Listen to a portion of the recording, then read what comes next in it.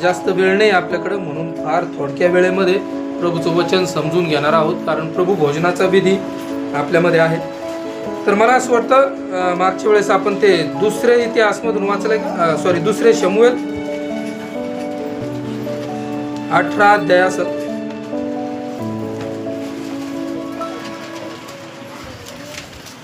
18-33. तेव्हा राजा फार गहिवरला, दावीद राजा फार गहिवरला आणि वेशीवरल्या कोठडीत जाऊन रडला. वेशीवरच्या कोठडीत जाऊन रडला. जाता जाता त्याने हे उद्गार काढले, हा, माझ्या पुत्रा अबशालोमा, माझ्या पुत्रा अबशालोमा, माझ्या पुत्रा, माझ्या पुत्रा, माझ्या पुत्रा, माझ्या पुत्रा अबशालोमा, हा, तुझ्याबद्दल मी मेलो असतो तर बरे होते. तुझ्याबद्दल मी मेलो असतो तर बरे होते. अरे अबशालोमा, हा, माझ्या पुत्रा, माझ्या पुत्रा. आणि असे शब्द काढून दावीद राजा रडत आहे, आक्रोश करत आहे. तो परेशान झालाय. का परेशान झालाय? तर त्याचा मुलगा अबशालोम हा मेला होता. कोणी मारला होता? स्वतः दाविदाने मारलाय. वडिलाने आपल्या मुलाला युद्धामध्ये मारून टाकले, त्याचा वध केलाय. तर अशी एक भयानक परिस्थिती देवाच्या लोकांनो या दाविदाच्या कुटुंबावरती आलेली आहे. त्यांना जागा द्या बसायला, त्यांना बसायला थोडं अवघड आहे. तर अशी एक भयानक परिस्थिती या दाविदाच्या परिवारात आली. आज आपण सुद्धा इथं बसलेले सर्व कुटुंबावाले लोक आहोत. काही लोकांचं, मुलांचं, मुलींचं लग्न नसून झालं, त्यांचं कुटुंब नाही तयार झालं, परंतु ते स्वतः त्यांच्या आईवडिलांच्या कुटुंबाचा भाग आहेत. कुटुंबामध्ये, परिवारामध्ये अशी बिघडलेली अवस्था, इतकी अवस्था बिघडली की माणसात माणूस राहिलं नाही. त्या ठिकाणी दाविदाने स्वतःच्या मुलाला वध करण्याची वेळ आलेली आहे. ते काय आनंदाने थोडी केलंय, फार दुःखाने केलंय. तर कधी कधी आमच्याही परिवारामध्ये, आमच्या जीवनात अशी काही वेळ येते, अशी परिस्थिती येते की आता त्याच्यावर काही पर्याय उरत नाही. तिथं एकच पर्याय असतो की काहीतरी तो तुटणे, फुटणे, काहीतरी भयानक होणे. कधी कधी फक्त परिवारातच परिस्थिती बिघडत नाही, तर आमच्या विचारात सुद्धा परिस्थिती बिघडते. मानसिक परिस्थिती अशी काही बिघडली, असे काही विचार पांगले की आता ते कंट्रोल मध्ये येणं मुश्किल आहे ना. भावना अशा पांगल्या, मन तुटलं, अपमान झाला, धिक्कार झाला, आणि मग आता त्याच्यावर पर्याय नाही. मग काय करायचं? तर असे लोक जाऊन मग सुसाईड करतात, आत्महत्याचाही भाग सहारा घेतात. का बरं असं केलं? बऱ्याच लोकांनी त्याला समजावून सांगण्याचा प्रयत्न केला, सगळं केलं. शेवट तो काय म्हणतो की माझे विचार, मला कुठलीही गोष्ट आता समजून येत नाहीये, मी फार परेशान झालोय, माझ्या भावना, माझे विचार मला साथ देत नाही. आणि मग तो व्यक्ती आत्महत्याचा सहारा घेतो. अशी परिस्थिती बिघडते. इथं आता तरुण मुलं आहे, शाळेतलेही मुलं आहे, कॉलेजमधले मुलं आहे, त्यांची सुद्धा जे भविष्य आहे, भविष्यात्मक परिस्थिती, फ्युचर, ते कुठंतरी खराब होऊन जातं, कुठंतरी ते फेल होतात. शाळेत म्हणा, कॉलेजमध्ये म्हणा, फेल झाले, मागं पडले, विचार नाही चालते, बुद्धी नाही चालते. मग काय करायचं? परिस्थिती काय झाली? पांगली. आणि त्याने जर जेव्हा तो विचार करतो ना, नीट नेटका विचार की अरे हे असं का झालं, माझं डोकं, माझं मन अभ्यासात लागेना, मला काही चांगलं सुचाना, मला काही चांगले निर्णय घेता येईना, काय भानगड काय? तेव्हा कुठंतरी त्याला मागं भूतकाळ तपासल्यानंतर कळतं, अरे मी माझ्या टायमाला जे मला संधी भेटल्या होत्या त्या व्यवस्थित त्याचा वापर नाही केला. मला अभ्यासाची संधी होती, त्या टायमात मी नाही केला अभ्यास. मला चांगली संधी होती की मी व्यवस्थित काहीतरी रिलेशन मेंटेन करावे लोकांबरोबर, मला नाही करता आलं. मला चांगली संधी होती काहीतरी पैशाचं इन्व्हेस्टमेंट करण्याची, नोकरी करण्याची, बिझनेस करण्याची, त्या टायमात नाही केली. आता मी एकदमच बर्बाद झालो. तर अशा अवस्थेत देवाच्या लोकांनो, याला म्हणतात पांगलेली परिस्थिती. परिस्थितीचा पांगाडा झालाय, धिंगाणा झालाय. कुटुंबात सुद्धा हे होतं. जेव्हा आम्हाला आमचे विचार एकमेकांबरोबर सांभाळायला पाहिजे होते, एकमेकांचं मन व्यवस्थित मेंटेन करावं लागतं. मेंटेनन्स प्रत्येक गोष्टीला आहे. गाडीलाच मेंटेनन्स नाही आहे. गाडीला आपण दरवेळेस आपण गॅरेजला नेतो आणि तिला नीटनेटकं ऑइल चेंज करावं लागतंय, ग्रीसिंग, ऑइलिंग, काय काय करावं लागतंय, मेंटेन करावं लागतं. नाही केले मेंटेन तर अचानक कामावर येते, इंजिनचं काम निघतं. तसं देवाच्या प्रिय लोकांनो, आपलं कुटुंब आहे, वेळोवेळी याला मेंटेनन्सची गरज आहे. तुम्ही पती पत्नी आहात का, तर पती पत्नी फक्त झालं आमचं लग्न आणि आता काय घेणं देणं, असं नाहीये. तुम्ही एकमेकांना मेंटेन करा, एकमेकांचे विचार समजून घ्या. चुकीचा असेल विचार तर त्याला सांगण्याचा प्रयत्न करा. याच्या पलीकडे काय आता पर्याय काय? सांगणे, समजून घेणे, घेऊन चालणे हाच पर्याय ना आता कुटुंबाला. कधीच सोडू नका. तर पती पत्नीला आपलं नातं मेंटेन करावं लागतं. पैसा पैसा पैसा, काम करतोय, धावतोय, पळतोय, बिझनेस आहे आणि तो लोकांना जास्त टाइम देतोय, बाहेरचे मित्र मंडळ सगळं व्यवस्थित आहे, परंतु घरातला परिवार, पती पत्नीतलं नातं, आई वडील आणि लेकरातलं नातं नाही मेंटेन करत. मेंटेन न केल्यामुळे परिवार तुटतो, कारण मन खराब झाले. बोला हालेलुया. बॉस आहे तुमचा, कामावरचा बॉस, अरे मेंटेन करावं लागेल, असं नाही चालत. कामावर आपण तर साहजिक त्यांना आदर द्यावा लागेल, नातं मेंटेन करावं लागेल, तर पुढं चालेल आपलं. नाही तर मग अचानक त्याला उडूक दुडूक बॉसचा अपमान, धिक्कार, त्याला कधी खाली पाडून बोलणे, मग तो एक दिवस आम्हाला काढून टाकतो. आणि मग आम्ही काय म्हणतो, आमची परिस्थिती आता बिघडली आहे देवा, माझी परिस्थिती बिघडली. देवाच्या प्रिय लोकांनो, दाविदाच्या घराची परिस्थिती बिघडली हे आम्ही अनेक दिवसापासून वाचत आहोत. मी त्याचा विषय या ठिकाणी लिहिलेला आहे.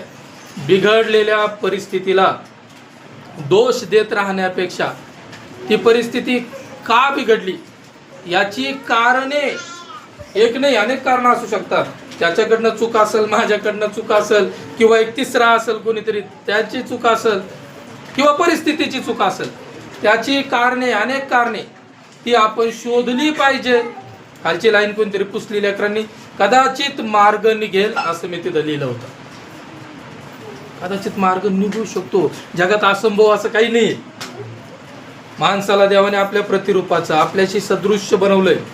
जर बिघडलेल्या परिस्थितीला दोष देत राहण्यापेक्षा त्याची कारणं शोधली तर आपण नीटनेटके होऊ शकतो. काय तुमची परिस्थिती बिघडलेली आहे का? काही लोक कर्जबाजारी झाले, ही पण बिघडलेली परिस्थिती आहे ना. आर्थिक परिस्थिती बिघडून कर्ज फार वाढलं. बरं का वाढलं? जन्म झाला होता तेव्हा तर मी कर्जबाजारी नव्हतो, कोणाचंच लोन नव्हतं माझ्यावर. आता का माझ्यावर लोन आहे, कर्ज आहे. कुठंतरी माझा हिशोब जो आहे खर्चाचा बिघडला होता, म्हणून तर झालंय ना. 10,000 रुपये महिना कमवत होतो आणि खर्च किती केला मी? 11,000 12,000 कदाचित खर्च केलाय. आणि मग साहजिक मग पुढे गेल्याच्या नंतर मला लोन घ्यावं लागलं, मला कर्ज काढावं लागलं, आणि आज मी कर्ज बाजारी अवस्थेमध्ये आहे. लोक मला पैसे मागते आणि मग माझा अपमान, धिक्कार होते. मग मला टेन्शन येते, ताण वाढते. मग आता काय, मग त्या ताणापायी भांडण घरात सुरू होते. एकामेकावर पडापडी की तुझ्यामुळं झालं, ती म्हणते तुझ्यामुळं झालं, तुला नाही कळलं का, वाढत चाललं. एवढंच नाही, मग कधी कधी तर आम्ही या कर्जा पाण्याचा ठपका आपल्या लेकरांवर पण ठेवतो, आहे की नाही. मोठे झाले का तेव्हा आम्ही म्हणतो तुमच्यासाठी केलं होतं मी कर्ज. मग काय होतं, मग ते रिलेशन खराब होतं, त्यांच्या मनातून आपण उतरतो. मग आमचं म्हातारपण कठीण होऊन जातं. कारण आदर नाही राहिला, परिस्थिती बिघडते देवाच्या प्रिय लोकांना. आणि मग त्याचे कारण होते. काही एक नाटक सुद्धा आपण इथं सादर केलं होतं. दावीद आणि अबशालोम यांची परिस्थिती का बिघडली त्याचे कारण या ठिकाणी सांगितले होते. पहिलं कारण काय होतं, कोणाला आठवतं का? दावीदाने अबशालोम त्याच्या पोटच्या मुलाला आपल्या हाताने मारून टाकलं. म्हणजे हाताने मारण्यापेक्षा युद्ध केलं आणि युद्धामध्ये त्याला मारलं. ते एक कारण होतं. वेळेवर दावीदाने न्याय नाही केला. त्याच्या अगोदर आपण नंबर काय वाईज येऊया. नंबर 1 होतं अबशालोम, दावीदाचा मुलगा, प्रिय मुलगा, तो फार जास्त बिघडला होता. आणि म्हणून आता त्याच्यावर पर्याय उरला नाही की आता फक्त एकच पर्याय, याला या जगातून, या भूतली मानवाच्या भूमीतून याला घालून टाका. आपला कायदा आहे, कानून व्यवस्था आहे आपल्याला, त्याच्यामध्ये सुद्धा फाशी दिली जाते है की नाही. काहींना जन्मठेप दिली जाते. का दिलं जातं असं? आपल्या सरकारला मजा वाटते आम्हाला फाशी द्यायला. एखाद्या माणसाला लगे आयुष्यातून उठवून जेलमध्ये जन्मभर कोंडून टाकणे मजा आहे. आणि पोलीस लोक, त्यांना इतका पैसा द्यावा लागतो, ते जेल बांधावं लागतं, त्याचं मेंटेनन्स करावं लागतं. खर्च उचलून सरकार काय करते, आम्हाला त्या व्यक्तीला जेलमध्ये जन्मठेपेची शिक्षा देते. मग त्याला खायला प्यायला ते बी तिथे व्यवस्था करावं लागते. आवडीने नाही करत. त्याच्या मागं असं आहे की हा शेवटचा पर्याय असतो. आता पर्यायच उरला नाही. त्याचे गुन्हे इतके वाईट झाले की आता त्याला पुन्हा समाजात नाही पाठवू शकत. तो इतका वाईट वागू लागला, त्याचे विचार इतके बिघडले, त्याचे सिद्धांत इतके बिघडले की त्याला समाजात पाठवून फायदा नाही. तो फार त्रासदायक होणार.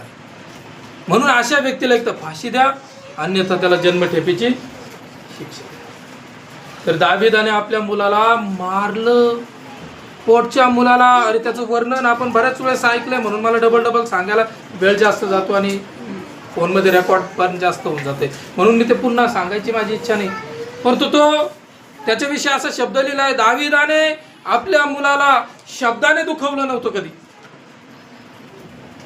म्हणजे तो इतका चांगला होता त्याच्या नजरेत. त्याच्या सुंदरतेचं वर्णन आहे. अबशालोम फार सुंदर होता. त्याच्या केसांचं वर्णन आहे, त्याचे केस इतके सुंदर होते, तो दिसायला इतका हँडसम होता, वागण्यात सुद्धा लय चांगला माणूस होता. ज्या अर्थी त्याने 2 वर्ष अमोनाला मारलं नाही, त्याच्या बहिणीवर बलात्कार करूनही बलात्काराला मारलं नाही त्यांनी, तर न्याय होईल याची वाट पाहायला. म्हणजे तो किती सभ्य माणूस असावा, किती जंटलमॅन माणूस असावा. कायदा, कानून, व्यवस्था, समाज, राजा या सगळ्यांचा तो आदर करतोय.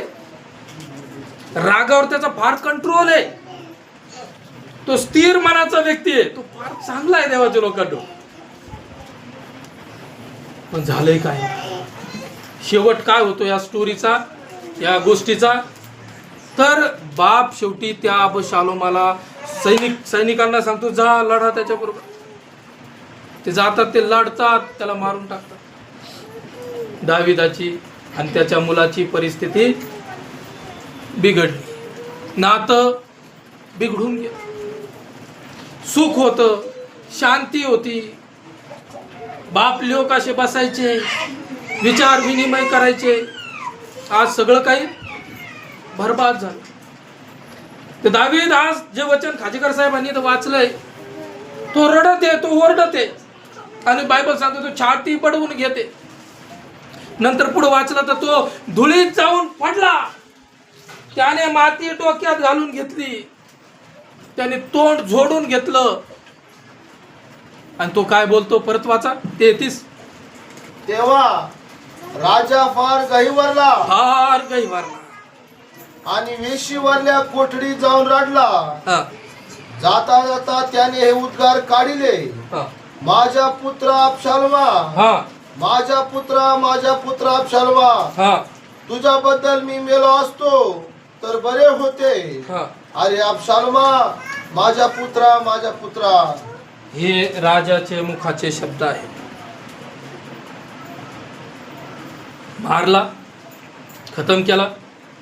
सैनिकांनी येऊन सांगितलं, मेला बरं का आता तुमचा शत्रू, तुम्हाला मारायला पाठीमागे लागला होता ना, मेला, खतम झाला. आणि मग राजा तोंड जोडत आहे, रडत आहे. अरे शत्रू आहे का तो? सैनिक आला, निरोप देतो, तुझा महाराज, तुझा शत्रू मेला. त्याच्या अंगावर काटे फुटले. हा थरथर. ऑर्डर तर दिली, द्यावा लागली, कारण तो सारा देश बर्बाद करू लागलाय. शत्रू मेला म्हणल्यावर थरथर कापत आहे. तळपायाची भूमी ना सटकून गेली. रडायला लागला. रडता बी आहे ना, सैनिकापुढं कसं रडावं? कारण सैनिकांच्या नजरेत तर हेच आहे ना की तो शत्रू आमच्या राजाचा, हे दोघं शत्रू आहे. दोन पार्ट्या झाल्या ना. रडते, माझा शत्रू मेला. अरे शत्रू नाहीये, माझ्या पोटचा मुलगा आहे. मी त्याला कधी शब्दाने दुखावलं नव्हतं. एवढा तो चांगला आहे, एवढा तो आज्ञाधारक आहे, इतका तो मला जीव लावतो, प्रेम करतो, मी त्याच्यावर करतो. आणि आज ही काय वेळ आली आणि तुम्ही लोक येऊन निरोप सांगता की तुमचा शत्रू मेला. काय भानगड आहे देवाच्या लोकांना? होतंय काय हे? असं काय होतंय? काय आमच्या परिवारात आमचं एकमेकांवर प्रेम नाही का? आहे. ही काळ्या दगडावरची रेग आहे, प्रेम आहे, आपुलकी आहे, सन्मान आहे, सगळं काही आहे. मग हे काय, हे वातावरण कसं बिघडत आहे, नातं कसं तुटत आहे, वाद कसा होते, एकामेकाच्या मनातून कसं उतरत आहे. नात्यात काही खोट नाही, नातं तेच आहे, नवरा बायकोचे, तरी पण आता एकमेकांचं तोंड पाहण्याची इच्छा नाही. आई बापाने लेकराचे, तरी एकमेकांचं तोंड पाहण्याची इच्छा नाही. भाऊ भाऊचे, तरी सुद्धा आता एकमेकांचं तोंड पाहण्याचे. मग हे नातं खोटं आहे का? खोटं नाही. काय प्रॉब्लेम माहिती का? परिस्थिती बिघडली, वैचारिक परिस्थिती बिघडली असेल, विचार एकमेकांचे मॅच होईना, आर्थिक परिस्थिती बिघडली असेल, त्याच्यामुळे एकामेकावर पडत आहे. हालेलुया. परिस्थिती बिघडलेली आहे. मग आता त्याला दोष देण्यापेक्षा, त्याला भांडण्यापेक्षा, किंवा एका तिसऱ्याने केलं, चौथ्याने केलं, अरे हे म्हणण्यापेक्षा आपण हे करू नये का? दोष देत बसण्यापेक्षा परिस्थिती का बिघडली याची कारण शोधू नये का? मी तुम्हाला सांगतो, हे कारण ते लोक शोधणार नाही ज्यांना क्लिअर माहित आहे की ही परिस्थिती माझ्यामुळे बिघडलेली. ज्याला, मला जर माहिती आहे ना की माझ्या घराची पांगडी माझ्यामुळे झाली, मी कशाला कारण शोधेन? कारण शेवटी येईन कोणावर? मी उघड होईल ना. मी नाही शोधणार कारण. मी फक्त दोष देऊ. दोष कोणाला देऊ? त्याला देऊ, याला देऊ, याला देऊ, म्हणजे दोषी ठरवण्याच्या मागे मी राहील. कारण सत्य शोधायला गेला तर सत्य तर माझ्या विरोधात. पण देवाच्या प्रिय लोकांनो, असं करून कोणाचं नुकसान होणार आहे? लोकांचं होईल का? नाही. अरे आपलं नुकसान, आपल्या कुटुंबात तेढ, आपल्या परिवारात नफरत, आणि परिवारात शांती नाही तर बाहेर जाऊन मार्केटमध्ये काय उभा राहायचा तो माणूस? नवरा बायको मध्येच पटत नाही आणि तो मार्केटमध्ये उभा राहतोय, लोकांमध्ये बोलतो. अरे काय त्याला हिंमत येणार आहे? त्याचा कॉन्फिडन्स लेवल डाऊन होणार आहे. घरात मजबूत पाहिजे. घरात एकमेकांना आदर, मान, सन्मान सगळं आहे ना, तो छाती काढून तो मार्केटमध्ये उभा राहतो. कारण त्याला हिंमत, एक बॅकग्राऊंड मध्ये फार पॉवर असते. घरात अपमान होतोय तर त्याच्या डोक्यात तो बसतय. त्याला काय म्हणतात मराठीमध्ये? न्यूनगंड शब्द आहे. बाकी आणखीन वेगळा काही शब्द आहे का मला माहिती नाही. घमेंड तर नाही. न्यूनगंड म्हणजे अपमानित झाल्याची एक भावना, कमीपणाची एक भावना. आता घरात ती बायको, मी फक्त बायकोचं नाव घेतो म्हणून तुम्ही राग नका बाजू. माणसं बी बायको सारी एकच आहोत आपण. समजा बायको घरामध्ये नवऱ्याचा आदर करत नाही तर त्याच्या मनामध्ये एक ती नीचपणाची भावना तयार झालेली असते, कमीपणाची, डाऊन. ती सदा त्याला खालून पडून बोलते, खालून पड, ती नीचपणाची भावना. मग तो जेव्हा बाहेरही जातो ना, तो थोडासा घाबरेलच राहतो. कारण मी एक शब्द घरात बोललो राव, तो माझ्या बायकोला नाही पटला. मग बाहेर जाऊन जर मी काही बोलतो तर त्याला काय पटायचंय माझं? आता पटत की नाही पटत ते नंतरची गोष्ट, पण याच्या मनात एक भीती बसलेली. आणि तो मार्केटमध्ये ताकदीने उभा राहू शकत नाही. त्याच्या बोलण्यात कॉन्फिडन्स झळकत नाही. देवाच्या प्रिय लोकांना बघा, अशा परिस्थिती बिघडत्या आणि मग नंतर आम्ही परेशान होतो. तर हे करायचं आम्हाला कारण शोधायचे. प्रामाणिकपणे कारण शोधा. त्याची चूक असेल, माझी चूक असेल, आणि मग ते आपण क्लिअर करू आणि आपला परिवार पुन्हा नीटनेटका घेऊन चलू. ते चर्चे असू शकतं, तो देशही असू शकतो. ही तर घरातली गोष्ट बोललो, पण हाच सिद्धांत समाजावर लागू आहे, हाच सिद्धांत देशावर लागू आहे. 2 देशामध्ये भांडणं चालतात, एकमेकांना बर्बाद करून टाकतात. का? याच्या मागे चूक कोणाची ती शोधायला तयार नाहीये, आणि शोधली बी तर मान्य करायला तयार नाही. मागच्या दिवसात हमास नावाचं काहीतरी आहे ना, आतंकवादी संघटना, त्यांनी इस्रायलावर काहीतरी हमला केला होता आणि मग त्यांचे काही लोक मेले. मग त्यांनी हमले सुरू केले. मग यांचे लोक मरू लागले. मग त्यांचे जेवढे मेले होते सुरुवातीला त्याच्या जास्त आता मेले. यांचे तर सारेच खतम झाले. मग हे का? इतकी बर्बादी का? कारण शोधायला तयार नाही. ते हे कारण होतं. काय कारण आहे बाबा? तुमच्या आपसात काय मतभेद आहे, काय पाहिजे तुम्हाला एकमेकांकडनं, ते क्लिअर करा ना. हे जनता उगाच मारत आहे ना. गोर गरीब निर्दोष लोक कारण शोधायला पाहिजे देवाच्या लोकांना. पहिलं कारण काय होतं? सगळ्या बिघडला होता. याच्यासाठी मारावं लागलं कारण तो फार बिघडला होता. त्याच्यावर आपण एक परफेक्ट पूर्ण संदेश ऐकलेला आहे की आपण जास्त हद्दीच्या पार वाईट होऊ नये.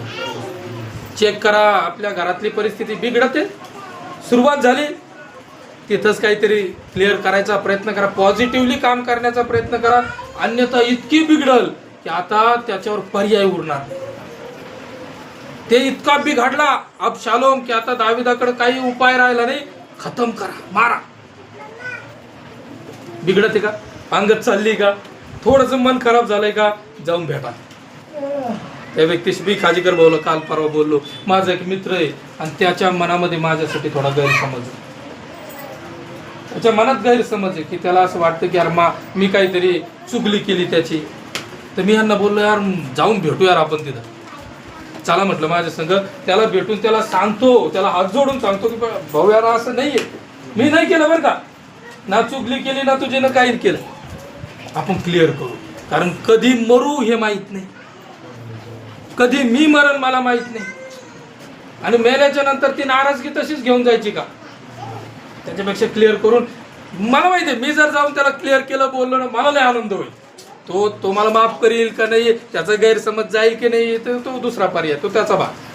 मी मात्र एकदम आनंदी मानाने जगू शकतो. क्लिअर करूया. बिघडली होती. आणि दुसरं कारण होतं की दाविदाने जे काही करायचं होतं ते योग्य वेळेवर करायला पाहिजे होतं. अबशालोमाच्या बहिणीवर बलात्कार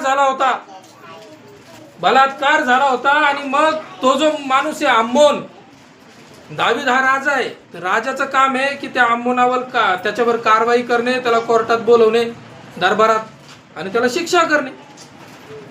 पण राजाने आपली ड्युटी व्यवस्थित पार पाडलेली नाही, योग्य टायमावर पार पाडली नाही. तो संदेश आपण नंतर घेणार आहे. पण योग्य टायमावर जे करायला पाहिजे ते केलं नाही. तिसरं काय होतं?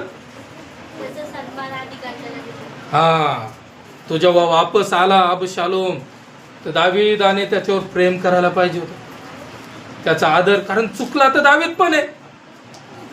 अबशालोमाने अम्मोनाचा खून केला, ही त्याची चूक आहे, बरोबर आहे. परंतु त्याच बरोबर दावीद सुद्धा चुकलेला आहे.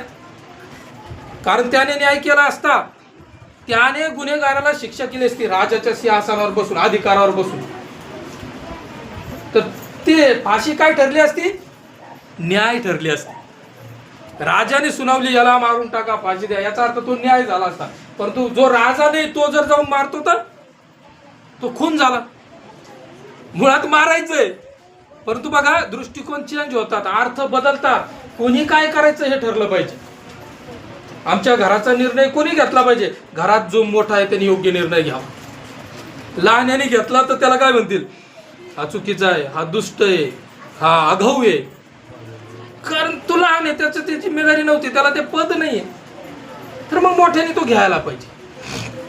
दाविदाने नाही केला, प्रेम करीना, मग त्याला जवळ करीना. जेव्हा अबशालोम तिकडनं आला मिसर देशातून, दाविदाने गळा भेट घ्यायला पाहिजे होते, त्या माझ्या लेकरा 2 वर्ष तू तिकडे गेला, 2-3 वर्ष नंतर आहे ना, 3 वर्ष मिसर देशात आजोबाकडे राहिला माझ्यापासून दूर.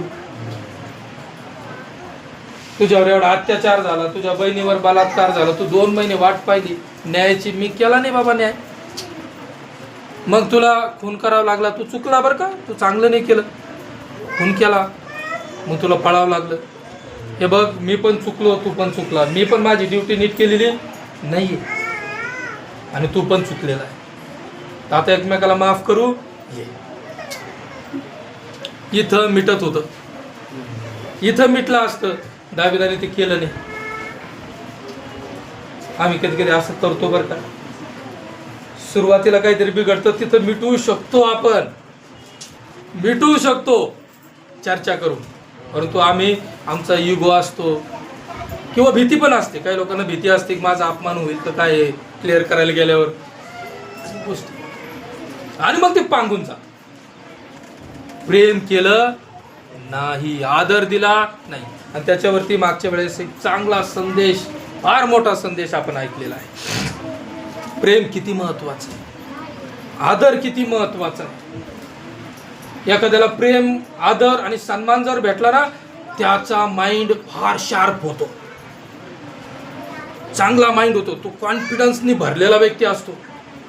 आणि ज्याला अपमान, धिक्कार हे भेटतं जीवनात, तो सदा डाऊट करतो समोरच्यावर.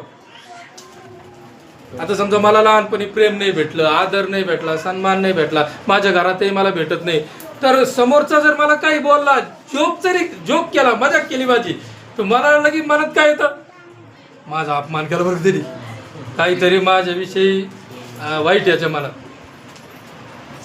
हालेलुया. असं डाऊटफुल माणूस बनतो. आणि डाऊटफुल माणूस स्वतःचं कायम समाजात नुकसान करून घेतो. त्याचे कायम भांडणं होत असतात, तो कायम चिडचिडा असतो. प्रेम, आदर, सन्मान सगळ्यात महान गोष्टी आहेत, त्या आम्हाला भेटल्या पाहिजे देवाच्या लोकांना. बोला हालेलुया. तर हे जे प्रेम आहे त्याच्यावर आज थोडंसं मी आणखीन बोलणार आहे. पूर्ण विषय घेतच नाही असतो, कारण प्रभू भोजन असल्यामुळं कंप्लीट होणारच नाही आणि फार वेळ पुढं जाईल. तर प्रेम, मागच्या वेळेस आपण समजून घेतलं की मला प्रेम भेटलं पाहिजे. संदेशाचा विषय होता की मला का बरं कोणी प्रेम करत नाही,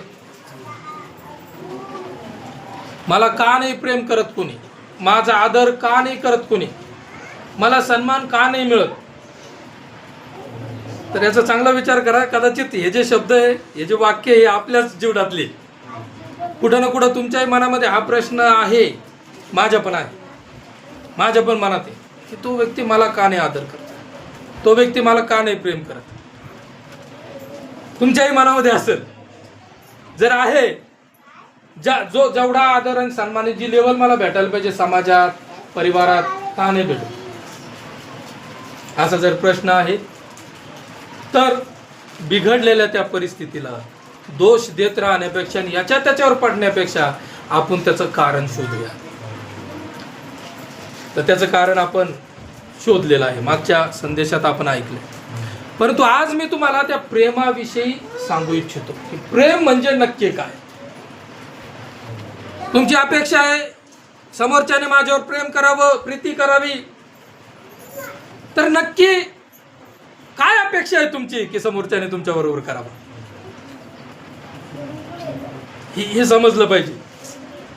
आणि आज जगामध्ये 2 शब्द आहेत, 2 विचारधारा आहेत, ज्याला लोक प्रेम म्हणतात, परंतु मुळात ते प्रेम नाहीये.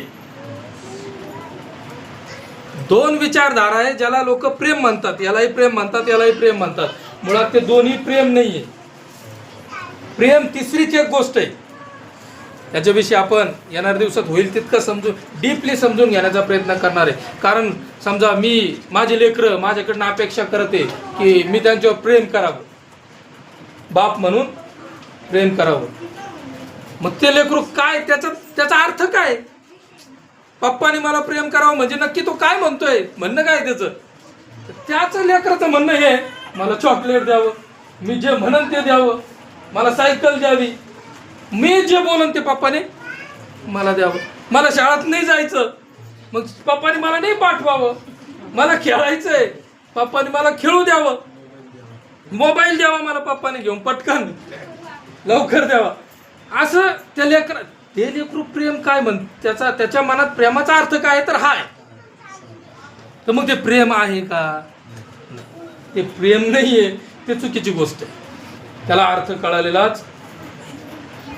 मागच्या दिवसात एक घटना घडली. एक बाई तिने आपल्या नवऱ्याला मारून टाकलं. हनीमूनला म्हणून काश्मीर, हिमाचल प्रदेश तिकडे नेलं आणि तिकडं त्याला खतम केलं.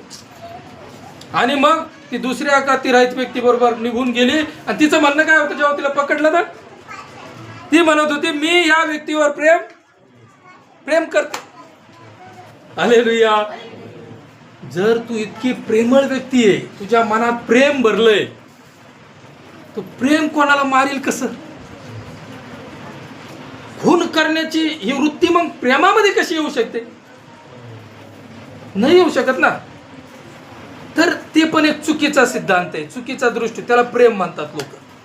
आजकाल अनेक मुलं मुली सुद्धा या गोष्टीला प्रेम म्हणतात, तरुणपणातल्या गोष्टीला प्रेम म्हणतात. मुळात खरंच प्रेम आहे का? आणि मग ती मुलगी जर त्या मुलाला म्हणते नाही मला नाही तुझ्या संग लग्न करायचं, मग हा काय करतो?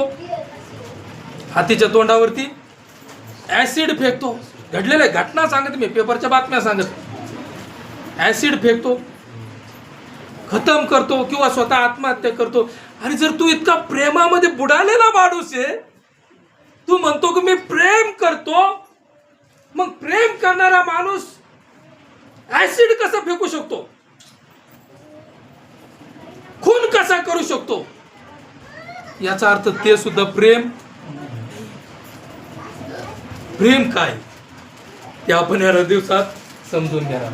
परंतु आज प्रेम काय आहे ते न सांगता याच्या दोन गोष्टी आहे ज्या की प्रेम नाहीये. आता इथं जेवढे मुलं आहे बिना लग्नाचे आहे, मुलं सर्वांनी ध्यान देऊन ऐकायचं.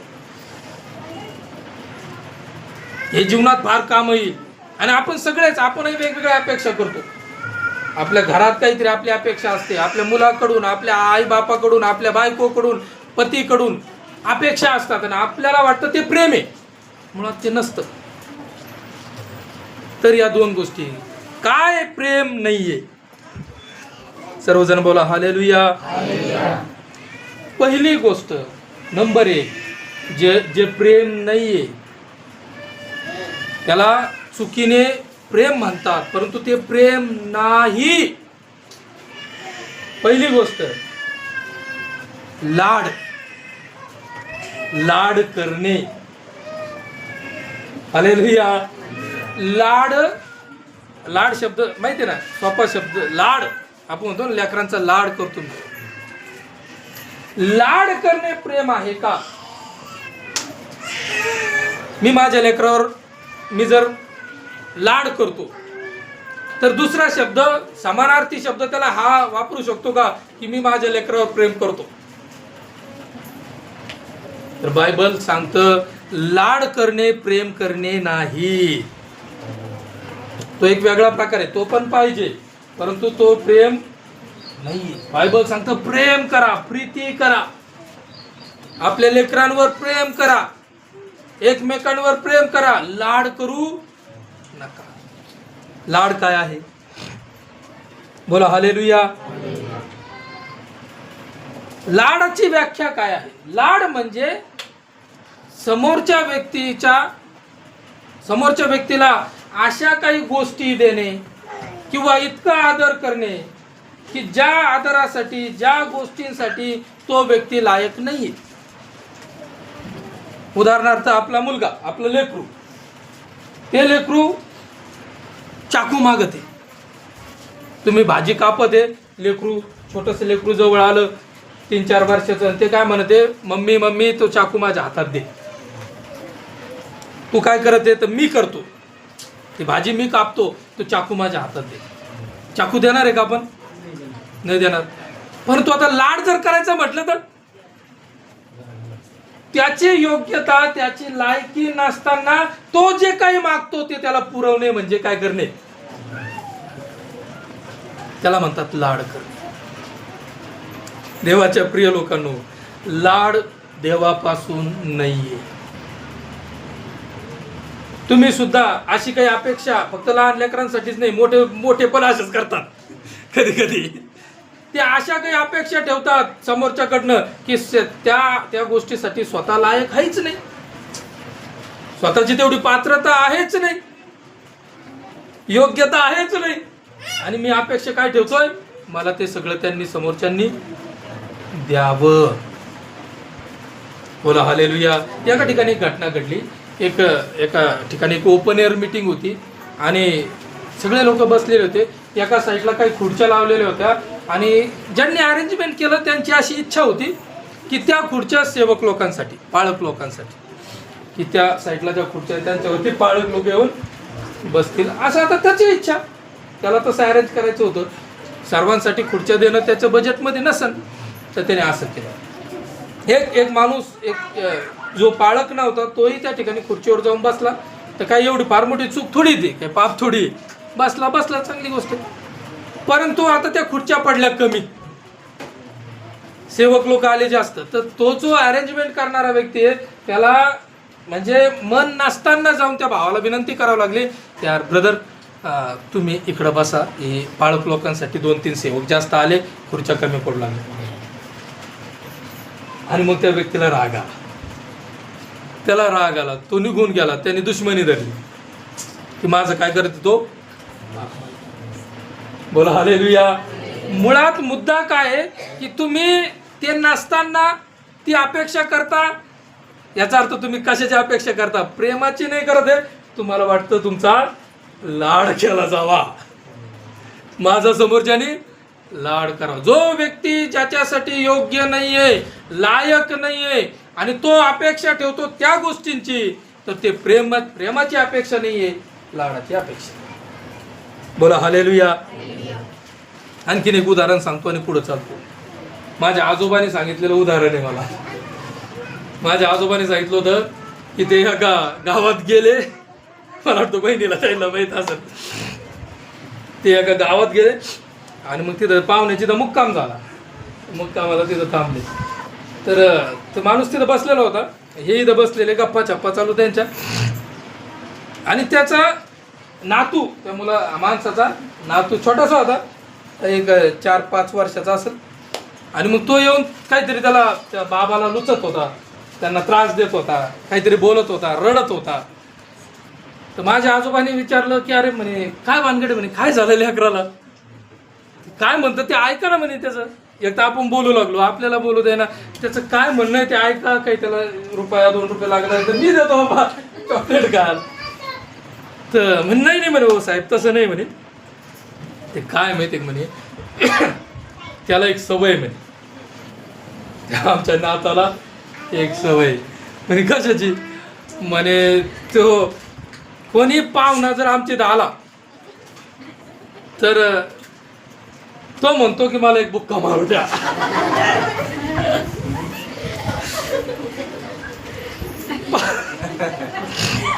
मला एक बुक्का. पाहुणा आला की मला, तर म्हणे मग तू काय म्हणतो, तो म्हणतो बाबा मला बुक्का. आणि तो रडू लागला. म्हटलं ते काय घाणेरडी सवय लागली म्हणे, मला माहित नाही, कळाला म्हणे, त्याला लई घाण सवय लागली. तो म्हणतो मला बुक्का. कोणी पाहुणा आला की तो एक बुक्का मारतो. तसा तो गप्प बसत असते. आता आमचा बाबा बोलून फसतावले. बरं माहिती झाला, विचारलं, मला वाटलं ₹1-2 लागत असलं, आपण देऊ लेकराला. लेकरू गप्प बसन, शांत होईल. आपल्या अंगावर आला बुक्का खायची वेळ आली.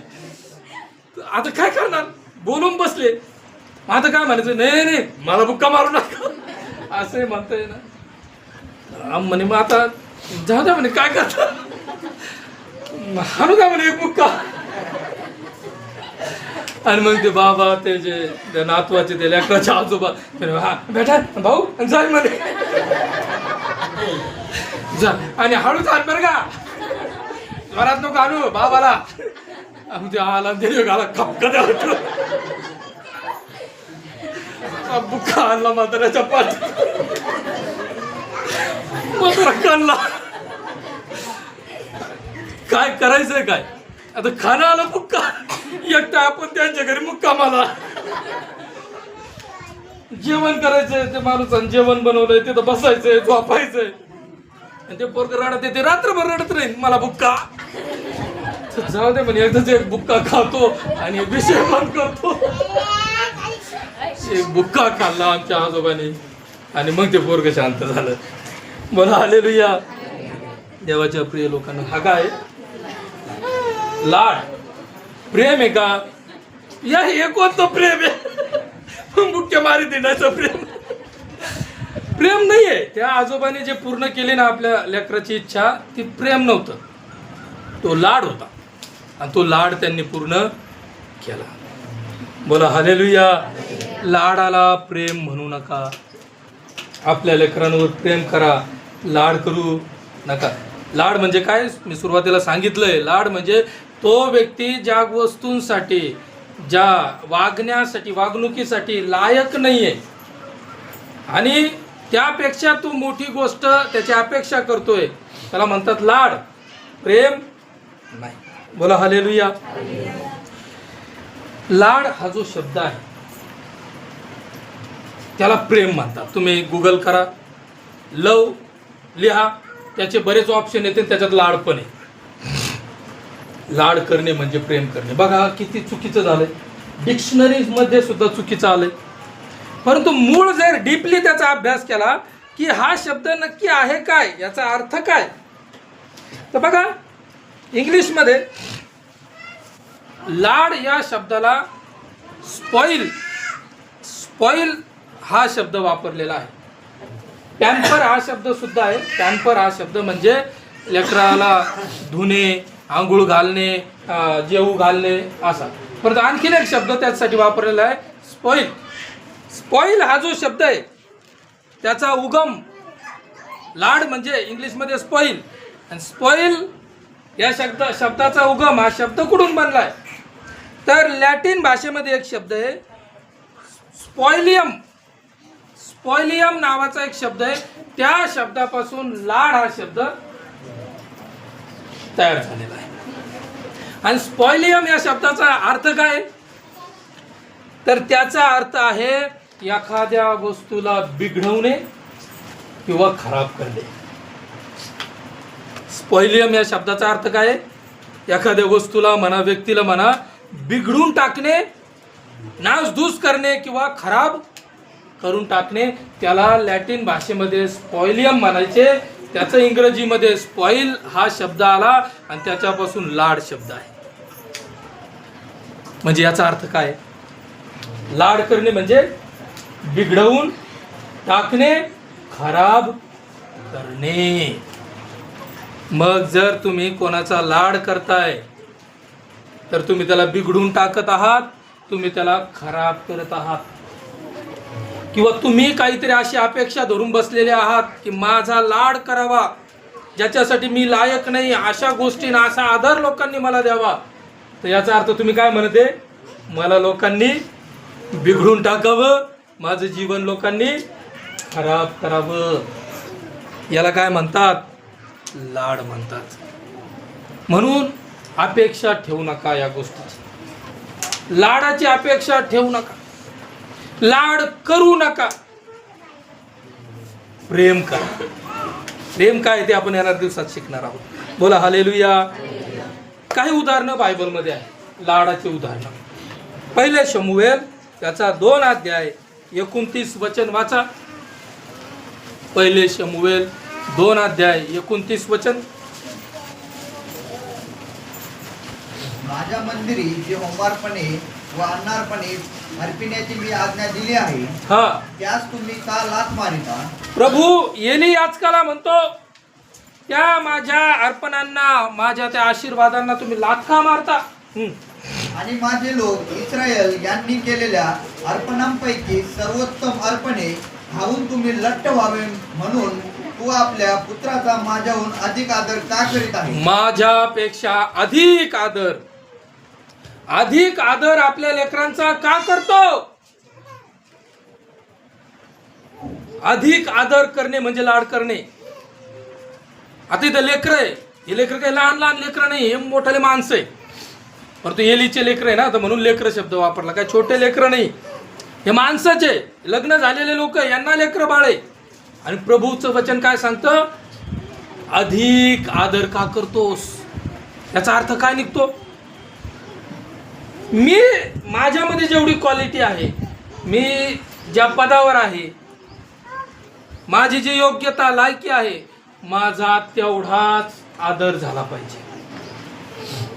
त्यापेक्षा अधिक आदर होऊ नये. आजकाल काही ठिकाणी पाळक लोकांना देव मानू लागले. पाळक देव आहे, पाळकाला देव मानत आहे. देव लांब राहिला, पाळकच सर्वस्व झालेला आहे. असं आहे का? तर ते चुकीचं आहे.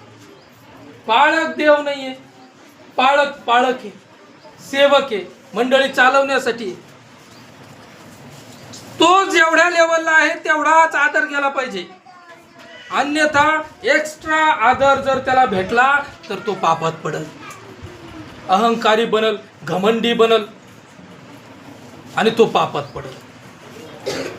म्हणून दावीद राजा एका ठिकाणी स्तोत्र संहितेत असं म्हणतो की हे देवा, मला जास्त अधिक देऊ नको. जास्त दिलं तर मी म्हणाल कोण तो देव, आणि हे देवा मला इतकं कमी देऊ नको की माझं पोट भरणार नाही आणि मी पोट भरण्यासाठी जाऊन चोरी करेन आणि तुझ्या नजरेत अपराधी ठरेल. मला असं काही देऊ नको. आदर सुद्धा कमी नाही भेटला पाहिजे आणि जास्त सुद्धा भेटायला नको. जर तसं होऊ लागलं, जास्त भेटला तर आम्ही घमंडी बनू, कमी भेटला तर आम्ही काहीतरी चुकीच्या मार्ग निवडू. ते प्रेम असो, आदर असो, सन्मान असो. मी म्हणाल माझं का नाही ऐकलं? एखाद्या व्यक्तीने मी हे सांगितलं त्यांनी का नाही ऐकलं? अरे जर माझं योग्य असेल तर ऐकल, माझे शब्द योग्य असेल, त्याच्यात काहीतरी फायदा लपलेला आहे तर साहजिक ऐकल. अरे मी जे बडबड करून राहिलो त्याच्यात काही कोणाचा फायदाच नाहीये, मग त्याने काय ऐकावं? अरे माझं मीच निर्णय करावा ना, आणि माझं मीच म्हणावं की बाबा माझं कुणी ऐकू नका, कारण मला लागली बडबड करायची सवय. माझ्याकडे काही फायदेशीर बोलणं नाही. बोला हालेलुया. प्रभू म्हणतो अधिक आदर का करतोस? नीतिसूत्रेच्या पुस्तकामध्ये एक वचन आपण वाचूया. 26 अध्याय, एक वचन 26:1. उन्हाळ्यात जसे बर्फ कापणीच्या समयी उन्हाळ्यामध्ये बर्फ, हे शक्य आहे का? हे शक्य नाहीये. उन्हाळ्यात बर्फ पडत नसतो. बर्फ त्या त्या ऋतूमध्ये, आणि ते बी आपापल्या ठिकाणी. काश्मीरमध्ये पडतो, हिमाचलमध्ये पडतो. आपल्या इकडे तर उन्हाळ्यातही, पावसाळ्यातही बर्फ पडत नाही, हिवाळ्यातही पडत नाही. ते उदाहरण प्रभूचं वचन आम्हाला देत आहे. उन्हाळ्यात जसा बर्फ म्हणजे अशक्य गोष्ट, असंभव गोष्ट. हा, कापणीच्या समयी जसा पाऊस, आणि कापणीची वेळ आलेली आहे आणि काय होते? पाऊस, जे की योग्य. आता ऋतू बदलले, माणसाने प्रदूषण वाढवलं म्हणून थोडासा गोंधळ होऊ लागलाय वातावरणामध्ये. परंतु देवाने जे ऋतू ठरवले त्याच्यात असं नाहीये. पावसाळ्यात पाऊस आहे, हिवाळ्यात थंडी आहे, आणि गहू लावला जातो पावसाळ्यात, आणि जेव्हा येतो तर 4 महिने उलटलेले असतात, उन्हाळा लागेल असतो. तर कापणीच्या समयी पाऊस योग्य नाही आहे, असंभव आहे. देवाच्या नियमानुसार ते असंभव आहे. वाचा. तसा मूर्खाला सन्मान शोभत नाही. तसा मूर्ख व्यक्तीला सन्मान शोभत नाही. हालेलुया. भर उन्हाळ्यात म्हणजे तिकून आला, उन्हाळ्यात आला, असा थपथप भिजून आलाय घामाने, आणि येऊन काय म्हणतो? काय बरं पडू राहिलाय, अरे तुम्ही बोलले कसे झाले, हे बरं पडू राहिलाय, सारा बरफच बरफ आहे बाहेर. शक्य आहे का? नाही, अरे खोटं आहे, असं शक्य नाही.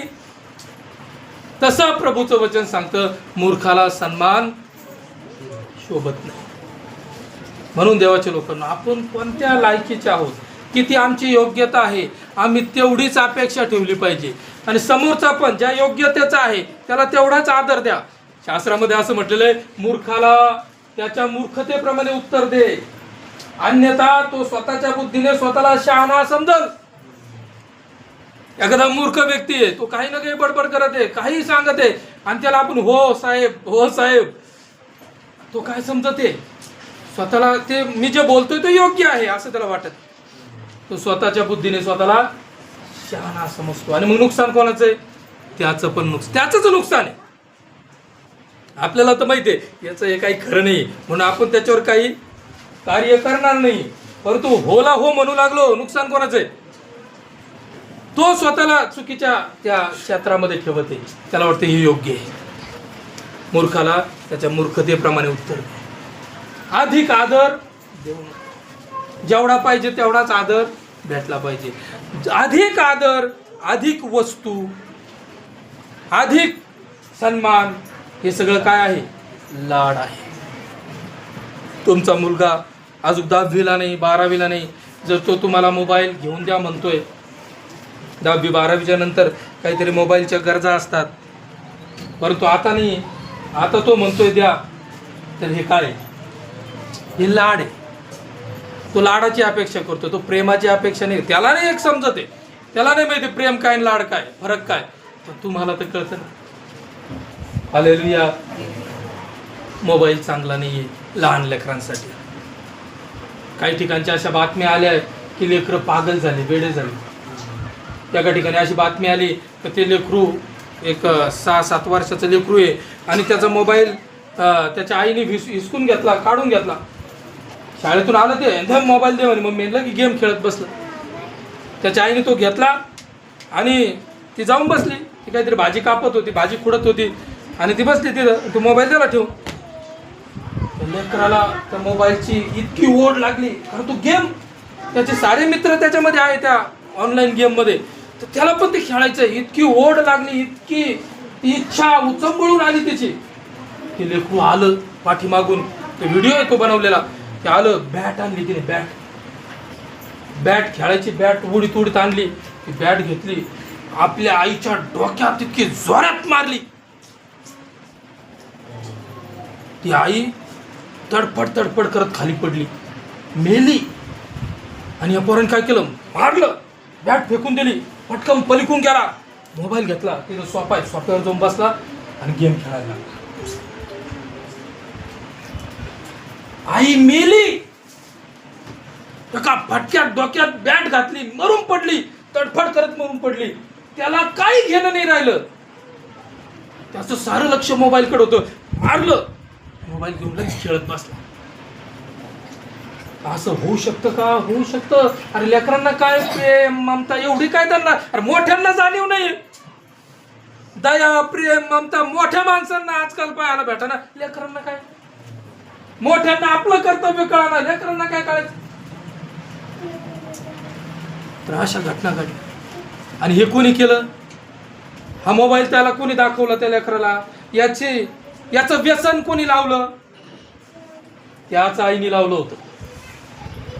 जेव्हा तिला काम करायचं, तिला स्वयंपाक करायचा, लेकरू रडतंय, लगी मोबाईलवर व्हिडिओ लावून, कार्टून लावून देऊन टाकलं. देवाच्या लोकांनो, मी तुम्हाला सांगतो, कार्टून दाखवायचं टीव्हीवर दाखवा, टीव्हीवर कार्टून लावून द्या लेकराला, कारण त्याच्यात त्याला ते व्यसन नाही लागणार. हे नाही तर ते नाही तर ते, माइंड आहे ना बिझी होऊन जातो, डोकं त्याच्यात व्यसनी होऊन जातं, कारण ते वेगवेगळं पाहत राहतं. आणि ती उत्सुकता निर्माण होते की हा व्हिडिओ झाला, ही रील झाली, त्याच्यानंतर ती अजून काही नवीन भेटेल का, अजून काही, तो माइंड बिझी होतो. तसं करू नका, लेकरांना मोबाईल देऊ नका. एक सर्वे केला, त्या सर्वेनुसार असं बाहेर पडलं, समजलं की जेवढे लेकरं मोबाईल वापरते, एक 10 वर्षाच्या आजचे लेकरं तर त्या वयात ते वय असतं शिकण्याचं, ग्रहण करण्याचं, जगाला ऑब्झर्व करण्याचं. त्याच्यामध्ये तो टोटल टाइम तिकडं देतो आणि त्याला धड बोलण्याची कला नाही. पहिल्याने माणसं किती गप्पा मारीत बसायचे, गप्पा गप्पा गोष्टी. आजकाल लेकरांना, तुमच्या लेकराला 2 माणसात बसवा पाहुण्यात, पाहुणे आले आणि तुमच्या मुलाला म्हणा बैस बेटा आणि थोडं यांच्या संग चर्चा कर, बोल. त्याला बोलता येतं का? त्याला बोलताच येत नाही, त्याला विचारच सुचत नाही. कारण स्वतःचा माइंड चालवण्याची क्षमता राहिली नाही. हा मोबाईल त्याच्या माइंडला चालवतो. तो फक्तच पाहत राहतो, जे येईल ते पाहणे हे त्याच्या माइंडला माहिती आहे. तो फक्त ऐकत राहील, समोरचं जे बोलतो ते ऐकेल आणि ते स्वीकार करेल. त्याला प्रत्युत्तर देण्याची क्षमता त्याच्यामध्ये नाही राहिली, कारण याने ते सवयच नाही ठेवली. क्रॉस विचार करता आले पाहिजे ना. समोरचा एक माणूस एक बोलतो तर त्याला क्रॉस. हा मोबाईलमुळं क्रॉस काही राहिलंच नाही. सगळं जे दिसल ते पाहायचं आणि घेऊन टाकायचं. बोला हालेलुया. देवाच्या लोकांनो, लाड करू नका, लाडाची अपेक्षा ठेवू नका. तुम्ही जर तुमच्या लेकरावर प्रेम करता तर प्रेमामध्ये लाड नसतो. येणाऱ्या दिवसात प्रेम काय ते सुद्धा मी सांगणार आहे. नीतिसूत्र 26 वाचलं होतं ना आपण. गलती करास पत्र याचा 4 अध्याय 1 वचन वाचा.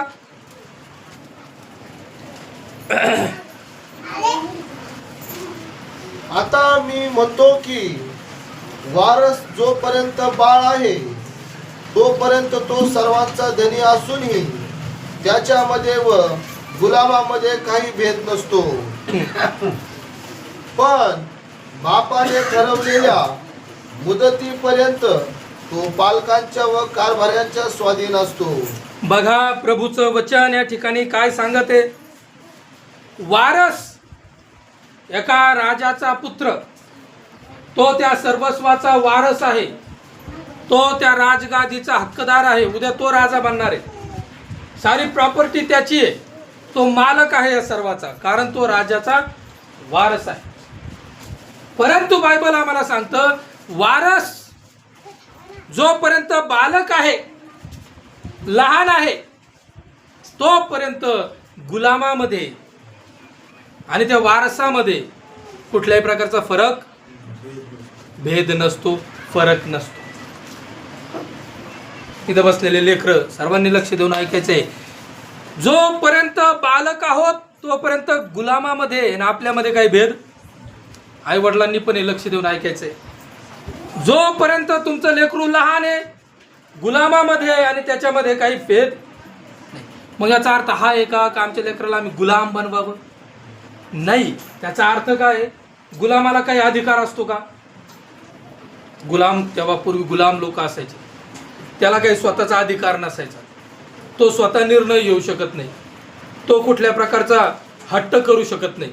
जे काही मालक देईल त्याच्यातच त्याला गुजारा करावा लागायचा.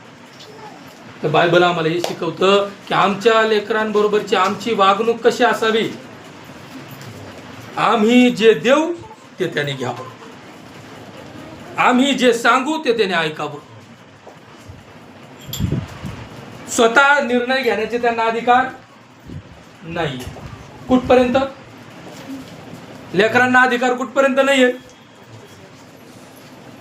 हालेलुया. कायद्यानुसार 21 वर्ष, मुलींना 18 वर्ष निर्णय घेण्याचा अधिकार नाहीये. 18 वर्षापर्यंत जो एखादी मुलगी 18 वर्ष वय कंप्लीट होत नाहीये, कुठलाही निर्णय घेण्याचा अधिकार नाही. लग्नाचा निर्णय घेण्याचा अधिकार आहे का? लग्न करण्याचाही अधिकार नाही, तर निर्णय घेण्याचा अधिकार सुद्धा नाही. कुठं लव्ह अफेअर करण्याचा अधिकार आहे का? नाही. जोपर्यंत एक मुलगा 21 वर्षाचा होत नाही त्याला हे सगळं करण्याचा अधिकार आहे का? नाही. कायद्यानुसार. आता बायबलनुसार सांगतो. बायबलनुसार एका लेकराला निर्णय घेण्याचा अधिकार, आपल्या जीवनात निर्णय घेण्याचा अधिकार कधी मिळतो? 18 वर्षात भेटत नाही, 21 वर्षातही भेटत नाही. ते तर समाजाने, आपल्या सरकारने कायदा बनवलेला आहे आपल्यासाठी. बायबलचा कायदा काय? जोपर्यंत त्या मुलाचं मुलीचं लग्न होत नाही, लग्न होत नाही, तोपर्यंत त्याला आपल्या जीवनात निर्णय घेण्याचा अधिकार नाही. बोला हालेलुया. आता एक उदाहरण घेऊया. समजा तुमची मुलगी आणि ती लग्न न होता काही निर्णय घेऊ लागली, तर आपल्याला पटेल का? नाही पटणार. आता लग्न झालं तिचं, ती तिच्या नवऱ्याच्या घरी गेली, आता तिकडे जाऊ नये, आता ती काही निर्णय घेत नाहीये, ती तुम्हालाच विचारते, तर ते पण योग्य आहे का? काही लोकांना वाटत योग्य आहे. थोडंसं क्लिअर परत करतो. तुमची मुलगी लग्न होईपर्यंत तुमच्या शब्दात होती, तुमच्या आज्ञेत होती, तुमचं ऐकत होती, आणि ऐकायलाच पाहिजे, आज्ञेत राहायलाच पाहिजे. आता लग्न झालं, त्याच्यानंतरही ती तुमचेच आज्ञेत आहे, तुम्ही जे सांगणार तेच करणार. नवरा जे सांगतो ती नाही करत आहे, सासू सासरे जे सांगत आहे ते पण नाही करत आहे, तर ते योग्य आहे का? बरं, थोडं उलट करू. तुमची सून आहे, याचा थोडंसं लवकर समजेल. तुमची सून आहे आणि ती लग्न होऊन आता तुमच्या घरी आली, तुमची सून झाली, आणि तरी ती तिच्या आईबापाला फोन करते आणि सारा निर्णय तिकडनं घेते, ते जे सांगते ती ऐकते, ते तुम्हाला पटेल का? नाही पटणार ना. आणि योग्य पण नाहीये. आशेने संसार प्रपंच होणार नाही. आता तिने ते सोडून द्यावं, तिने इकडं आपले लोक धरावे, आपल्या लोकांनुसार वागावं. आता हे मुलीचं झालं. मुलासाठी हालेलुया. जर मुलीने लग्न झाल्याच्या नंतर आपल्या आईवडिलांच्या सल्ल्याने चालू नये, तर मुलाने हालेलुया, ते वडील. क्लिअर आहे साहेब, क्लिअर आहे. ते वडील आहे, त्यांच्या मुखातून आलेला शब्द आहे. त्यांचे 2 मुलं इथं बसलेली. कारण आमचा माइंड वेगळा होता, आहे की नाही? आमचे जुने विचार वेगळे होते. आता नवीन पिढी, नवीन मार्गदर्शन, नवीन सगळं काही, तर ते नवीन शिकले, त्यांना करू दे ना. आणि मग सगळ्यात जास्त भांडणं घरामध्ये कुठून आहे? इथं आहे की तुमचं लग्नही झालंय, तुम्ही तुमच्या पायावर उभे आहात. अरे सरकारने तुम्हाला अधिकार दिलाय, समाजाने तुम्हाला अधिकार दिलाय, तरी पण आम्ही आमच्या घरात तुम्हाला अधिकार देणार, तुम्ही निर्णय घेऊ शकत नाही. मग आशेने होईल काय? अरे तुमचा मुलगा बधीर होईल. बधीर मुलगा पाहिजे का तुम्हाला? का हुशार चालाक चतरा पाहिजे? तर मग त्याला घेऊ द्या ना.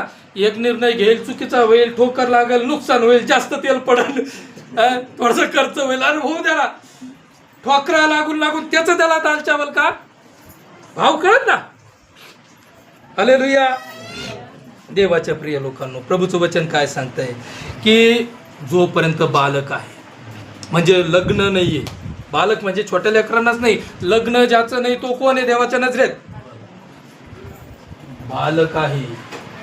जोपर्यंत बालक आहे, परत वाचा त्याला. आता मी म्हणतो की वारस जोपर्यंत बाळ आहे तोपर्यंत तो सर्वांचा धनी असूनही त्याच्यामध्ये व गुलामामध्ये काही भेद नसतो. काही भेद नसावा. जे तरुण इथं आहे बिना लग्नाचे, त्यांनी ही गोष्ट कानात डोक्यात बसून घ्यावी की माझे आई वडील जर मला अधिकार देत नाहीये, मी निर्णय घेण्याचा मला अधिकार नाहीये, मला रोकटोक करतात, तर खरी गोष्ट आहे, माझ्यात आणि गुलामात काही भेद नाहीये. मी एक गुलाम आहे सध्या माझ्या आई वडिलांचा. ते सांगतील ते मला करायचंय, ते बोलतील ते मला वागायचंय, आणि आई वडील कधी वाईट सांगत नसतात. जगात जर कोणी सगळ्यात जास्त प्रेम करतो तर आई वडीलच करतात. जर जगात संदेशला, समजा संदेशचं नाव घेऊन बोलतो, संदेश आहे, त्याला असं वाटतंय की माझ्यावर कोणी प्रेम करावं, माझं भलं व्हावं, अशी अपेक्षा कोणी ठेवावी. जगातल्या सर्व लोकांपेक्षा आई वडीलच ही इच्छा ठेवतील की माझ्या लेकराचं भलं व्हावं. जगामध्ये असाच एक व्यक्ती आहे, आई आणि वडील, ज्यांना वाटतं की माझ्या लेकराने माझ्यापेक्षा उंच व्हावं, माझ्यापेक्षा जास्त डेव्हलप व्हावं, माझ्यापेक्षा जास्त श्रीमंत व्हावं माझ्या मुलाने. बाकीचं कोणालाच वाटत नाही, कोणालाच वाटत नाही. नातेवाईकाला वाटणार नाही, स्वैरा धायराला वाटणार नाही, मित्राला सुद्धा वाटणार नाही तुमच्या की तुम्ही पुढे जावं.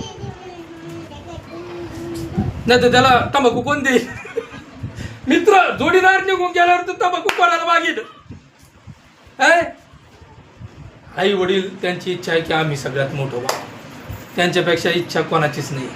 म्हणून प्रत्येक मुलाने हे मनामध्ये ठेवावं, मुलीने ठेवावं की मी जोपर्यंत माझं लग्न होत नाही मला कुठला अधिकार नाहीये, मला निर्णय घेण्याचा अधिकार नाहीये, मी माझ्या मनाने जाऊन काही करू शकत नाहीये.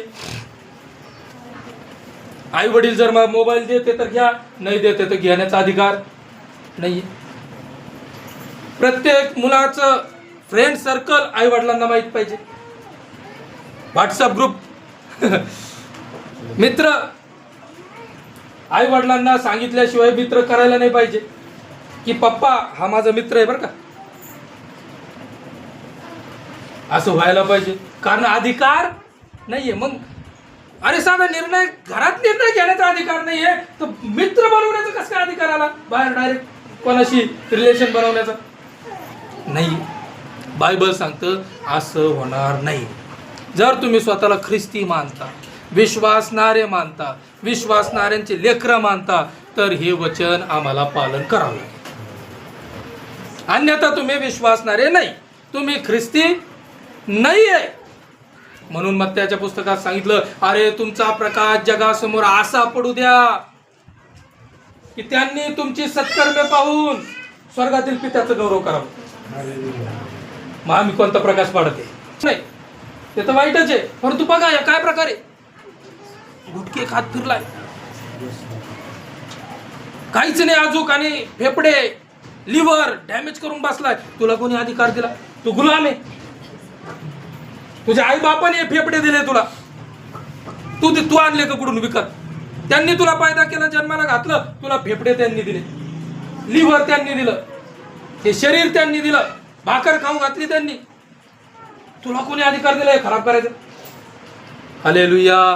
प्रभूच्या प्रिय लोकांनो, प्रभूचं वचन काय सांगतं? जोपर्यंत तो वारस बालक आहे त्याच्यात आणि गुलामात काही फरक नसावा. त्याच्या पुढचं वाचा.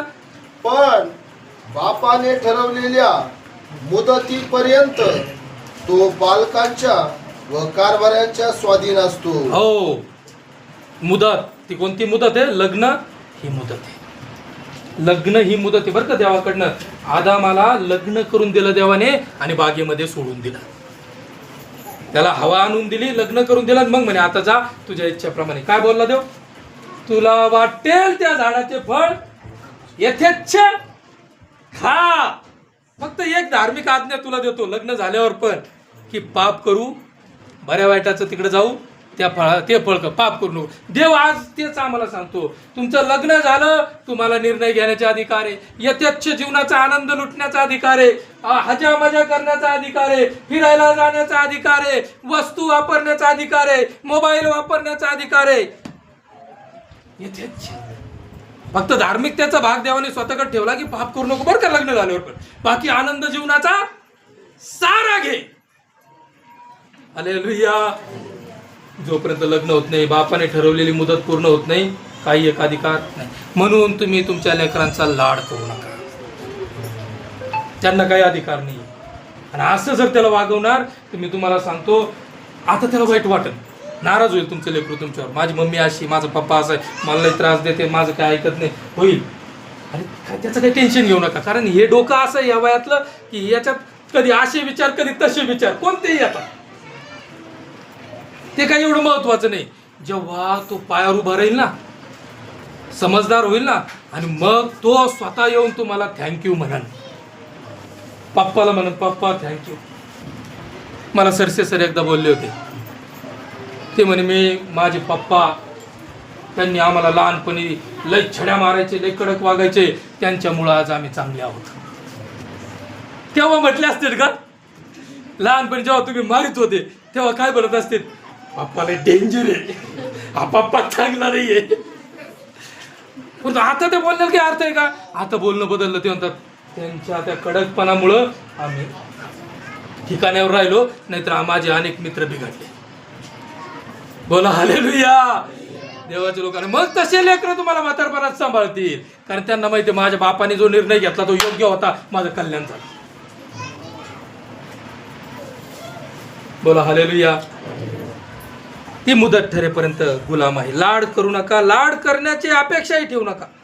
आणखीन एक वचन नीतिसूत्रे 13:34 वाचा.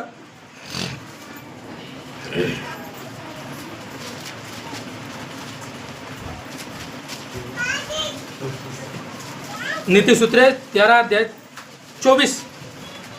जो आपली छडी आवडतो हा, तो आपल्या मुलांचा वैरी होय, आपल्या मुलाबाळांचा वैरी होय. हा, पण जो वेळीच त्याला शिक्षा करतो तो त्याच्यावर प्रीती करणारा होय. प्रीती काय विषय आपला? प्रेम. प्रेम काय आहे? तर जो छडी मारतो तो काय करतो म्हणे? प्रेम करतो. आता लेकराच्या बुद्धीनुसार जर घेतलं तर ते प्रेम नाही दिसणार. बाप छडी मारत ते प्रेम आहे का? नाही, त्याला नाही कळणार. तो विषय सोडून द्या, त्याला कळणार नाही आता ते. पण जो छडी मारतो तो आपल्या लेकरावर प्रेम करतो. जो छडी मारित नाही तो काय? त्याचा वैरी आहे. मग याचा अर्थ मारीत हिंडायचं आहे का आपल्या लेकराला? मारायला प्रेरित करत नाहीये बायबल. छडी कशाचं प्रतीक आहे? तिथं हे नाही म्हटलं ते बुक्का, बाबा मला एक बुक्का. बुक्का नाही है ना, लगेच तोंडात चपाचप, हे नाही सांगितलं. तिथं छडी शब्द वापरला. छडी कशाचं प्रतीक आहे? अनुशासन, शिस्त है ना. गुरुजीच्या हातामध्ये छडी असते. आजकाल तर ते नियम आले, छडी पण मारू नका असं शिक्षकांना सांगितलेलं आहे. ठीक आहे, त्यांची काही एक वेगळा अभ्यास असेल लेकरांच्या मानसिकतेविषयी, परंतु आमच्या टायमात तर गुरुजीच्या हातात छडी असेल आणि गुरुजी छडी घेऊन असे चालायचे. गुरु आणि त्या छडीकडे पाहिलं ना असं वाटायचं की हे कम्प्लीट करून आणावं लागणार उद्या होमवर्क. त्या छडीकडे पाहून एक आमचे सर होते, नाव नाही सांगणार त्यांचं, हिंदीचे सर होते. ते वर्गात आले तर त्यांचा एक डायलॉग होता. ते बसायचे, खुर्चीवर बसले, त्यांचे बच्चो पढो लिखो याद करो. हा डायलॉग होता बरं का सरांचा, पढो लिखो याद करो. आमच्या वर्गात एक लय शहाणा होता, ते लोमडी नावाचा धडा होता. तिने तो धडाच पाठ केला. गोष्ट होती हिंदीच्या पुस्तकात लोमडी, तो धडाच पाठ केला त्याने, मुख पाठ. आणि मग सर आले, बच्चो पढो लिखो याद करो. आणि मग तो माणसं किसने क्या पढ़ा? तो सर मेरे को सब आता है, मेरे को सब कुछ आता है सर. मैंने आओ सामने आओ. मैंने क्या पढ़ा? सर मेरे को आता है. हम बताओ क्या आता है? मग तो ती लोमडी नावाचा धडा मुखपाठ खडखड खडखड खडखड तो बोलून दाखवायचा. अहो साहेब, तो सर इतका खुश व्हायचा, तो शाबास की त्याला मॉनिटर करून टाकला. आणि आम्हाला माहिती की याला खायची येत नाहीये, हा ढप वर काय, पण त्याने तेवढं पाठ केलं. बोला हालेलुया. त्यांच्या हातात कधीच छडी नव्हती. आणि अनेक लेकरं कोणीच त्यांना, आम्ही कधीच घाबरलो नाही त्या सरांना, कधीच भीती वाटेना, आम्ही होमवर्क करेना, कारण छडीच नाही सरांच्या हातात. आणि एक सर होते, त्यांच्या हातात एवढा दांडा होता रॉड, आणि ते आम्ही पाहायचो तर ग्राउंडवर एकही पोरग दिसत नव्हतं. ती छडी आम्हाला वर्गात बसायला लावायची, ती छडी आम्हाला होमवर्क करायला लावायची. आणि त्याच्यातून आम्ही थोडेफार जे काही ज्ञान त्या छडीमुळे प्राप्त झाले. बोलो हालेलुया. प्रभूचं वचन मारायला आणि कुटायला नाही सांगत आहे. प्रभू म्हणते छडी, अनुशासन, शिस्त. रात्रीचे 7 वाजले, 8 वाजले, 9 वाजले, लेकरू कुठं आहे माहित नाही, खेळत आहे. अरे 9 वाजले बाबा, आणि तू म्हणतो लेकरू खेळत. अरे लेकरू घरात पाहिजे ना. अनुशासन. 24 तास लेकराच्या हातात फोन. अनुशासन नाही. हा ठीक आहे, त्याची काही गरज असेल वापरायची, 1 तास वापरू द्या, 1.5 तास वापरू द्या, त्याच्यानंतर ठेवला पाहिजे ना साईडला. नाही, अनुशासन नाही. हालेलुया. अभ्यासाला कधी बसलाय का? नाही. ना वडिलाला गेलंय, ना आईला गेलंय. लेकरू कुठे माहित नाही. प्रार्थनेला आलंय का? माहित नाही. आणि मग नंतर म्हणायचं, पाळक साहेब आमच्या लेकरासाठी प्रार्थना करा, तो बिघडला. अरे तू बिघडवला? तू कधी प्रार्थनेला नाही, तुझ्या लेकरू कधी, तूच नाही प्रार्थनेला तर लेकरू कुठून यायचं? काही लोक असे बी आहे, लेकरांनी सुधरावं. अरे तुझं काय भानगड आहे? लेकरांनी सुधरावं, आपली काय भानगड आहे? अरे बाप जर इथं चर्चमध्ये बसले, विचार करा, चांगला विचार करा. कधी कधी तर असं होतं, लेकरू आईचं नाही ऐकत, कारण आई प्रेम करते, लाड करते, म्हणून त्याला ते काय वाटत नाही, घाबरत नाही आईला. बाप जर इथं चर्चमध्ये बसले, इथं एक लेकरू हलन का? खाली जाईन का? पप्पा बसले, घरी जाऊन लय मानते, तर ते गपचूप इथं बसत, ध्यान देऊन बसत. बापच नाही चर्चला, लेकरूकडून चर्चला. हालेलुया. एका गावात मी गेलो होतो आणि एवढं सांगून बंद करतो, ते तिथं मी वाढदिवस होता आणि वाढदिवसाचा प्रार्थना मी चालवत असताना संदेश सांगायचा, तर माझ्या मनात एक प्रश्न आला आणि त्याच्यावर मी संदेश सांगणार होतो. तर मी विचारलं, हे बघा, तुम्हाला वाटतं ना तुमचे लेकरं तुमच्यासारखे व्हावे? त्याच्या मागे मला संदेश सांगायचा होता की देवाला पण वाटतं की देवाचे आपण सर्व लेकरं देवासारखे बनावे. तर मी त्या प्रश्नापासून सुरुवात केली, तुम्हाला वाटतं ना तुमचं लेकरू मोठं होऊन तुमच्यासारखं व्हावं? समोरून उत्तर आलं की आमच्यासारखं होऊ नये. आमच्यासारखं नको बरे बाळक साहेब. अरे म्हणले काय भानगड, माझा संदेशही गेला, डोक्यातून सारं विसरलो. काय सांगायचं होतं ते, अरे म्हणजे मला जे उत्तर अपेक्षित होतं ते नाही आलं. मला असं वाटलं ते म्हणते हो आमच्यासारखंच बनावं आमचं लेकरू, ते म्हणते आमच्यासारखं नको. कारण त्यांना माहिती आम्ही किती चुकीचे, आम्ही किती वाईट वागलो, आम्ही किती फेल झालो जीवनामध्ये. ते म्हणतात आमच्यासारखं. बोला हालेलुया. प्रभूच्या प्रिय लोकांनो, प्रभूचं वचन आज आम्हाला सांगते, शिस्त लावणे आमचं काम आहे. छडी वाईट नाही, छडी म्हणजे प्रेम आहे. एक आणखीन शेवटचे 2 वचन. पहिले योहानाचं पुस्तक, त्याचा 2 अध्याय 15 आणि 16 वचन, हे पुढच्या हप्त्यासाठी आपण जस्ट वाचून सोडूया त्याला. पहिले योहान 2 अध्याय 15-16. जगावर व जगातल्या गोष्टीवर प्रीती करू नका. जर कोणी जगावर प्रीती करीत असेल तर त्याच्या ठाई पित्याची प्रीती नाही. बस हा राहील पुढच्या हप्त्यातला मुद्दा, की ज्याला प्रेम म्हणतात तो दुसरा चुकीचा मुद्दा कोणता आहे, तो आपण त्याच्यातून अभ्यासणार आहोत. देव बाप करो हे सर्व वचन आपल्यासाठी आशीर्वादच करो. लाड नको, प्रेम पाहिजे. मी अशी अपेक्षा ठेवावी की माझाही कोणी लाड करू नये. मी ज्या लायकीचा नाही, ज्या योग्यतेचा नाही, मला कोणी मानू नये. पाऊलाने एकदा मंडळीला सांगितलं, मी जो आहे त्याच्यापेक्षा मला श्रेष्ठ कोणीच मानू नये. अशी अपेक्षा प्रत्येक घरात प्रत्येक व्यक्तीने ठेवावी. आणि आपणही कोणाचा लाड करू नये, प्रेम करा. प्रेम काय आहे येणाऱ्या दिवसात शिकूया. देव बाप करो हे वचन